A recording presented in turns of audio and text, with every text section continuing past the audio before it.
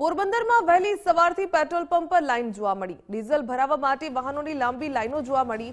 પોરબંદર ગ્રામ્યના ખેડૂતો ડીઝલ લેવા માટે લાઈનમાં લાગ્યા।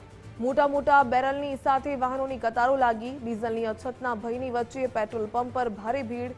24 કલાકથી ખેડૂતો લાઈનમાં લાગ્યા હોવાનું જણાવ્યું।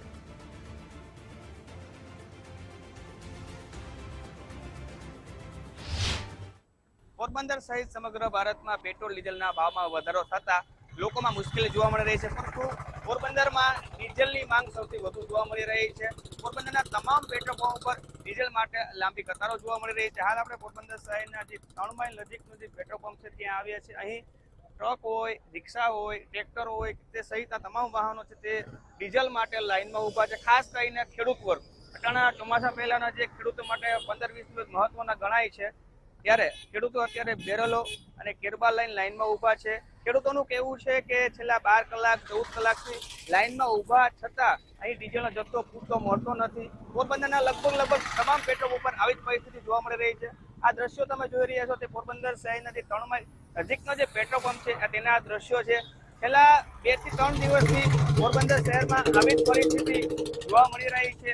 લાંબી કતારો 1-1.5 કિલોમીટર સુધી જોવા મળી રહી છે। સિટીમાં સૌથી વધુ રિક્ષા ચાલકોની લાઈન છે, તો સિટીની બહાર ખેડૂતો હોય કે ભારે વાહનો હોય તેની લાંબી કતારો જોવા મળી રહી છે। કેટલાક વાહન ચાલકોમાં રોષ પણ જોવા મળી રહી છે। સ્થિતિ સમગ્ર પોરબંદરમાં જોવા મળી રહી છે। ત્યારે આપણી સાથે ખેડૂત છે તેની સાથે જ વાત કરીએ। આપનું નામ શું? મારું નામ રાકેશ।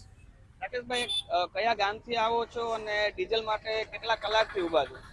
24 કલાક તો લાઈનમાં ઊભા છો। આમ તો 2-3 દિવસ ત્યાં હેરાન છે, કેમ કે અત્યારે ખરીફ પાકનું વાવેતર કરવા માટે ખેતીમાં ડીઝલની ખૂબ જ જરૂરિયાત છે। અત્યારે ડિજિટલ ખેતી ચાલે છે, બળદો છે નહીં, અને ક્યાંય ડીઝલ મળતું નથી। અમુક પંપોએ જવાબ નથી મળતો। અત્યારે અહીંયા બોખીરા PMTએ અત્યારે સારી રીતે વ્યવસ્થા ખેડૂતના નામ લખી અને કર્યું છે, અને સારી રીતે અહીંયા તો વિતરણ થાય છે, પણ આ પંપ જેવી જ બીજી બધી જગ્યાઓએ વિતરણ થાય તો ખેડૂતને ફાયદો રહે।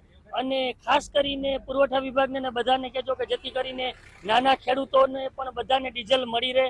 અને ખેતી કરશું, ખેતી પ્રધાન દેશ છે, ને ખેતી કરશું તો જ આપણે હાલશે બધું આગળ। પણ એટલી જ માંગ છે તંત્ર આગળ કે બને એટલું ખેડૂતને ડીઝલનો પુરવઠો ઉપલબ્ધ કરાવે।